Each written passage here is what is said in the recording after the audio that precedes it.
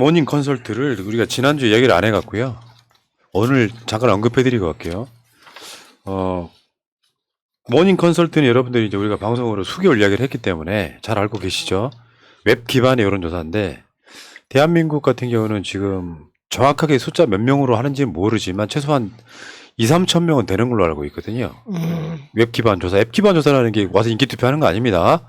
연령대, 지역, 성별 다 똑같이 여론조사하는 방식으로 하는 건데, 한국의 여론조사는 어차피 오늘도 이 신년 여론조사를 제가 분석해 놓은 자료를 쭉 봤거든요. 여전히 보수 편향적이에요. 응답자가 보수가 너무 많아. 이런 측면이 있어서 윤석열의 입김이 작용하지 않는, 국민의힘의 입김이 작용하지 않는 여론조사를 가끔씩 볼 필요가 있는데, 지금 22개 주요국 지도자 중에서 다시 꼴찌. 지지난주였죠. 지지난주가 꼴찌를 면했었거든요. 네. 근데 그러니까 이번 주 지난주였죠. 마지막 여론조사에서 다시 꼴찌로 마감을 했습니다. 그게 이제 저는 무인기라든지 하는 그런 것이 영향을 끼쳤다고 보는데, 일주일 만에 다시 최하위. 하긴 하려면 위든 아래든 꼴찌를 하는 것이 1등을 하는 것이 맞지. 눈에 띄네. 그렇죠. 표 한번 볼까요? 이렇게 보면 잘 안 보이시죠? 저 압도적인 순위가 맨 밑으로 내려가서 크게 한번 보여드릴게요. 윤석열, 사우스코리아, 지지율 22%, 못한다 71%. 저는 이게 제대로 된 여론이라고 봐요. 저는 그렇게 봅니다. 그러니까 당장 자기 유리한 것만 가지고 와가지고 나는 잘하고 있어라고 생각하는 것도 굉장히 이 문제인 건데, 이건 여야를 떠나서 맨날 하는 얘기들이잖아요.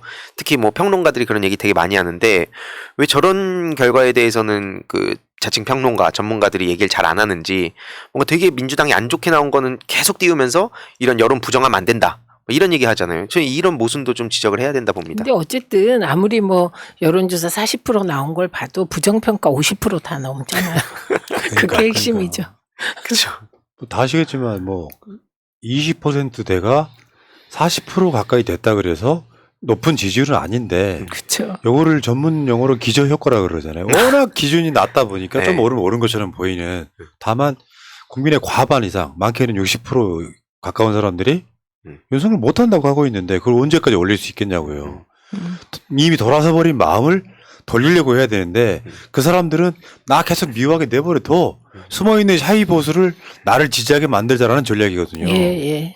그러니까 이게 약간 물 옛날에 보면 반 있을 때 어떻게 보냐에 따라 다르듯이, 지금 윤석열 대통령 지지율이 초창기에 60에서 지금 40, 30으로 이렇게 떨어졌다 하면 와 이제 떨어지고 있어라고 되게 긍정적으로 봤겠지만, 처음에 초창기부터 10%로 시작하니까 야, 이거 한 자리 가냐 안 가냐, 여기서 갑자기 20, 30 가고 하니까 어떻게 되는 거야, 이거 잘못된 거 아니야 라고 생각하는 분들 계신데, 올해 결코 그 한계를 못 넘을 거라 생각합니다.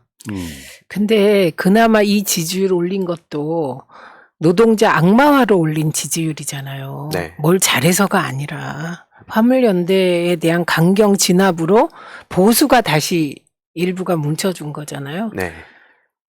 이건 진짜 지지율의 하향 평준화라고 해야 되나? 지지율 수준에? 하여튼 이상한 상황인 거예요. 잘해서 올리는 게 아니라 우리 사회 구성원을 분열시키고 어느 특정 집단을 악마화해서 그게 지지율을 올리는 거잖아요. 오늘 또 여론조사 전문가랑 잠깐 이야기를 했어요. 그게 독이 든 성배 같은 거예요. 무슨 말이냐면, 국민들 마음이 움직였다가 아니고 진영의 사기가 올랐다고 표현한 게 맞아요. 그렇죠. 여론조사에 윤석열 부끄러워 죽겠어, 내가 지지를 했지만. 근데 윤석열이 보니까 자기도 노동자이면서 노조를 때려잡는다고 하면, 기존에 내가 기성 기득권에 가스라이팅 된 사람들이 노조는 당연히 때려잡아야지, 나쁜 놈들이네, 여기에 가스라이팅 된 사람들이 우리 윤석열 잘한다고 나서면 그게 어느까지 올라가겠냐고요. 북한도 마찬가지거든요. 대한민국 사람들 중에 북한을 무조건 때려라, 일점 불사하겠다만 좋아하는 사람들이 있는 게 아니라, 더 많은 사람들은 평화를 만들 노력은 왜 안 하냐. 말이 거칠어지면 조그만 실수도 전쟁 나버린다니까요. 상대방이 나를 적대시한다고 생각해서 바로 쏴버린다고. 그런 거라고 보는데, 어쨌건 여러분들 주의하면 다시 한번 눌러보세요. 영남 지역 정도 제외하고 수도권 같은 데서 윤석열 지지한다는 사람 주위에 본 적 있으세요? 없습니다. 네. 한창 대선 때라든지 분위기 좋을 때는 젊은 친구들 사이에서 단톡방에서 막 윤석열 자랑스럽게 혹은 뭐 홍준표 시장 당시에 자랑스럽게 홍보했던 친구들도 지금 아예 입 싹 닫고 정치 얘기하지 마라 뭐 이런 식으로 얘기한 게 현실입니다. 자, 그러면 그 윤석열 씨가 중대선거구제를 꺼낸 저희가 무엇일까? 한번 이야기를 한번 해볼게요. 아니 근데 중대선거구. 그것도 전제가 있어요. 지역에 따라서 중대선거구제예요. 저는 결론부터 말씀드리면 택도 없는 소리입니다. 이거 안 돼요. 안 되는데 갑자기 조선일보하고 인터뷰에서 중대선거구제를 통해 대표성이 좀 더 강화되는 방안을 검토할 필요가 있다 이렇게 이야기를 합니다. 중대선거구제라는 게 간단히 말해서요. 지역구를 만약에 동작구라고 칩시다. 네. 그러면 동작구 갑과 을이 있잖아요. 요거를 한 선거구로 묶어서 2명 뽑겠다. 이게 중대선거구. 좀 더 커지면 대선거구가 되는 거고. 네. 근데 이게 저게 대표성을 어떻게 하겠다. 저 말은 무슨 말인지 모르겠고요. 지역 특성에 따라 2명, 3명, 4명 이거잖아요. 저 지역 특성에 따라가 진짜 웃기는 말이에요. 저 말이. 그러니까 중대선거구제 하면 일반적으로 적용하는 건데 지역 네. 특성에 따라서 2명도 하고 3명도 하고 4명 이렇게 하면 안 돼요. 그러니까 저거는 딱 한마디로 얘기하면 수도권에서 반반 나눠 먹고 영남은 자기들이 본래대로 가져가고 호남은 뭐 어떻게 될지 모르겠고 그래서 과반 획득하겠다 이 얘기예요. 예. 그러니까 저는 이런 생각을 해봤어요. 저게 이제 이재명 대표도 정치개혁 아젠다 중에 저는 비슷한 게 있잖아요. 물론 네. 이재명 대표는 비대표를 강화하는 쪽이 더 네. 강한데 네. 소선구제를 유지하면 결국 국민의힘이 총선에 진다는 위기감도 저는 작동했다고. 그렇죠. 네. 물타기 해버리는 거예요. 예. 그 말이 맞고요. 그리고 이거를 김진표 의장이 제안한 걸로 되어 있잖아요. 그럼 김진표 의장은 출마를 못 하시겠지만 의장이 뭐 다시 출마하는 건 있을 수 없으니까. 근데 저거를 중진 의원들은 찬성을 많이 하죠. 자, 관련 표 한번 보여주세요. 정개특위에 상정된 공직선거법 개정안 현황 뭐 다 하실 필요는 없고요. 이렇게 이제 많은 사람들이 뭘 바꾸자고 노력하는 측면이 분명히 있긴 하고요. 네. 지금 그 선거제 개편에 관련해서는 선거제 개편은 사실상 저는 개헌 수준의 파괴력은 있다고 봐요. 왜냐하면 정치권은 그렇죠. 기존의 것들이 상당히 많이 흔들릴 테니까. 음. 그러면 소중대선거구제 비교표도 잠깐 보겠습니다. 소선거구제하고 중대선거구제에 일장일단이 있거든요, 지금. 네. 소선구제에는 확실한 지역 대표성이 있다. 명분은. 다음에 신인의 정치 입문에 유리하다. 다음에 매표가 시도될 가능성이 높으나 투명화되면 돈이 적게 들어간다. 다음에 지지층 결집력이 약해도 다수일 경우 의석을 차지한다. 이게 있고요. 중대선거구제는 지역 감정 해소. 왜냐하면 만약에 광주에서 중선거구제나 대선거구제를 하면은 2등이나 3등에 국민의힘이 올라오면 국회의원 똑같이 뽑힌다 이런 얘기고. 다음에 다선 중진 저명 인사가 유리하다. 당연히 그렇겠죠. 선거구가 넓어 돈 쓰기가 어려우나 과열되면 돈이 더 들어간다. 그러니까 돈 없는 사람들은 선거가 좀 더 힘들어진다는 거고. 지지층 결집력이 강하면 의석을 독식하는 반면 약하면 분점이 불가피해짐. 뭐 이런 정도가 있는데 기억하지 마세요. 이거 아니고요. 그냥 이건 그 윤석열 대통령이 가지고 있는 총선 전략의 한계가 또 패가 까인 거예요. 네. 그러니까 검사들의 대약진 이게 한 패잖아요. 네, 그런 검사들의 대약진에 따른 부작용이 또 있을 거 아니에요. 그럼 그 부작용을 영남에서 흡수하겠다는 거예요. 이게 무슨 말이냐면 영남 지역은 국민의힘 성향과 뭐 또 다른 소수 뭐 영남당 국힘 이중대가 나와도 1, 2등 다 가져갈 수 있다는 거예요. 흡수된다고.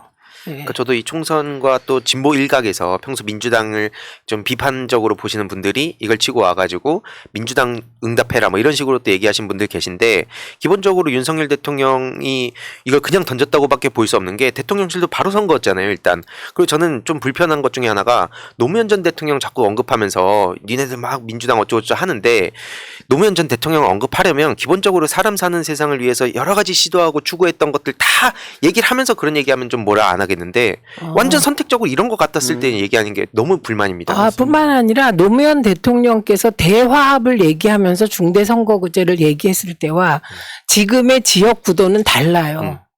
네, 그렇기 때문에 당시의 중대선거구제 제안을 지금 윤석열의 제안과 동일시하는 건 정말 그건 타임머신 타고 왔다 갔다 하는 거예요. 네. 이런 측면이 있죠. 이제 윤석열의 그 정도 머리가 되는지 모르겠는데요.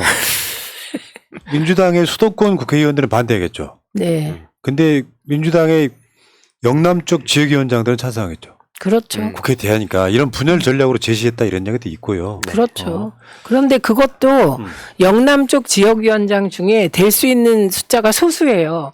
이건 제가 만약에 국힘 쪽에 비윤이면 저는 그냥 탈당해서 친박연대 같은 거 만들어요. 네, 그러면 그쪽이 다 가져가요. 이 두 번째 표를. 근데 여기 이제 이런 측면이 있어요. 그 중대선거구제에 순수하게 우리가 이용해 먹을 수 있으려면 지금 비윤인 사람들이 국민의 힘을 나와서 창당 세력이 될 수도 있다라는 그렇죠, 측면에서는 한번 그렇죠. 생각해 볼 필요가 있는데 예. 근데 이게 안 된다고 하는 이유가요.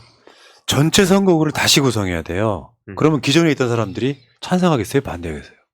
반대한. 국회의원들이 반대하죠. 반대할 수밖에 없는 상태인데다가 사실상 이 중대선거구제의 결재권자가 누구냐면 이재명입니다.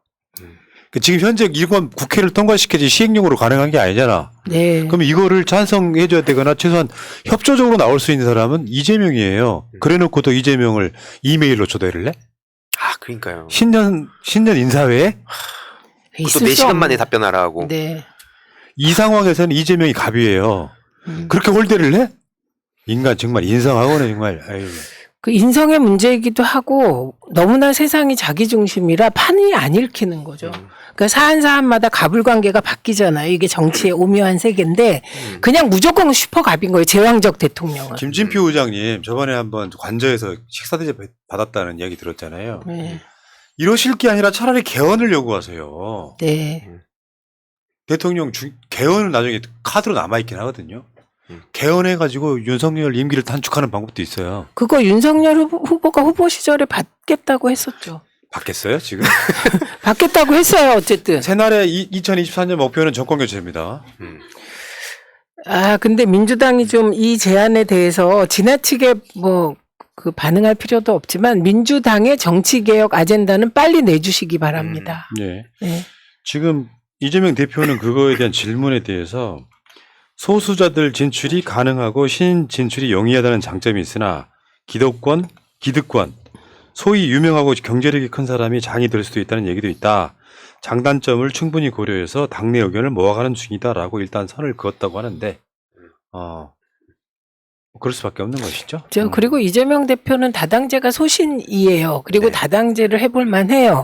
그러면 이 중대선거구제 말고 권역별 비례대표제 하면 돼요. 그게 훨씬 선진적인 그게 제도예요. 맞습니다. 네. 그렇지 않아도 이 방송 바로 직전 방송에서 그 이야기를 주제로 했어요. 네, 네. 권역별 비례대표가 네, 올랐죠. 네. 네. 작년.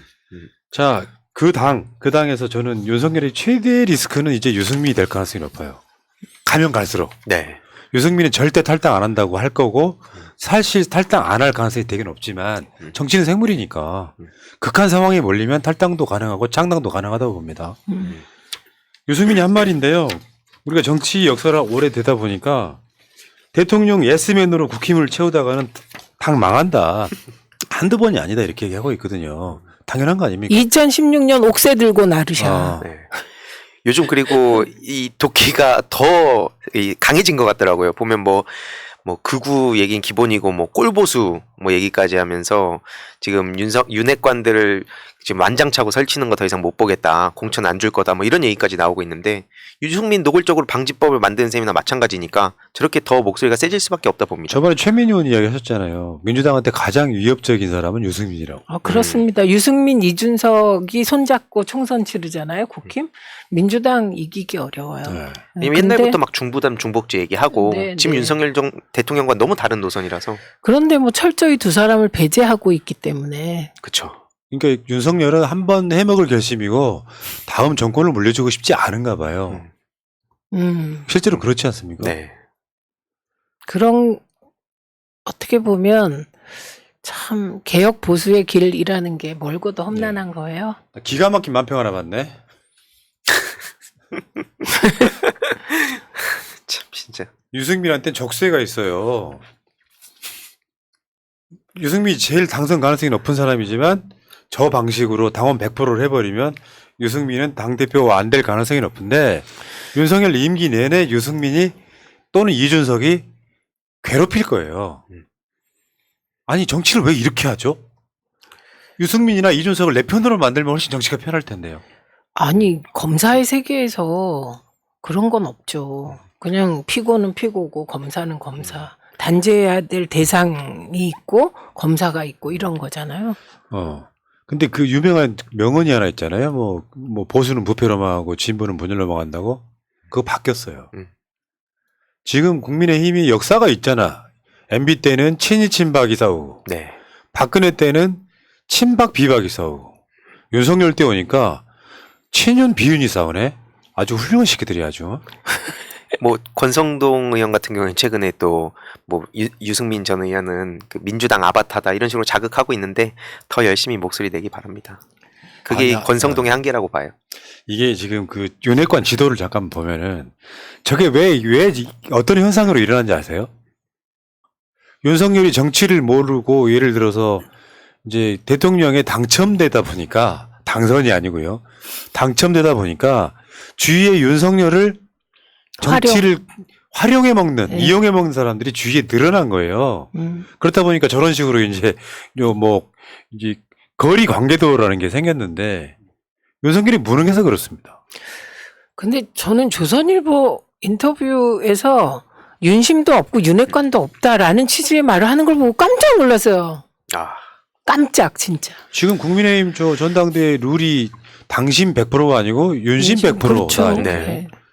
근데 여기서 이제 골 때리는 게 이번에 그 친 이준석 동대문을 허은하 이제 조직위원장 배제하면서 네. 학벌 논란에 난 기함을 해버렸네. 그러니까요. 최소한 저런 짓을 하면 안 되는 거예요. 이분이 승무원 출신이라며. 그래서 그 항공운항과 이런 데를 나와서 4년제를 안 나왔나 봐요. 그랬더니 김경진은 고려대 나왔으니까 실제로 국민의힘에서 나온 이야기예요. 네, 맞아요. 국민의힘은 고려대 나와서 지역민들한테 인정받을 거고 허은하는 4년제 안 나와서 그런 식으로 배제를 시켜버리더라고. 저는 지금 사회에 가능한 이야기야 이게? 그러니까 이게 원래 유튜버들 사이에서 예를 들어서 막 장성철 소장이나 이런 사람들 빨로 나온 것도 아니고 언론에 그런 얘기들 나온 거 보고 저 진짜 경악했어요. 저거야말로 진짜 꼰대 중에 꼰대란 얘기 듣고 있는 건데 시대의 변화를 전혀 모르고 있구나. 그래서 민주당이 이 달라진 시대에 빠르게 이 민심을 캐치하면 충분히 좋은 결과를 가져올 수 있다 생각합니다. 고졸인 서태지도 국민의힘에 가면 떨어지네요. 아 그렇죠. 고졸이니까요. 아우 서태지. 네. 아 진짜 웃긴 놈들이에요. 이게 말도 안 되는 거지. 시대착오적. 네. 음. 자 다음 네. 주제로 갈게요.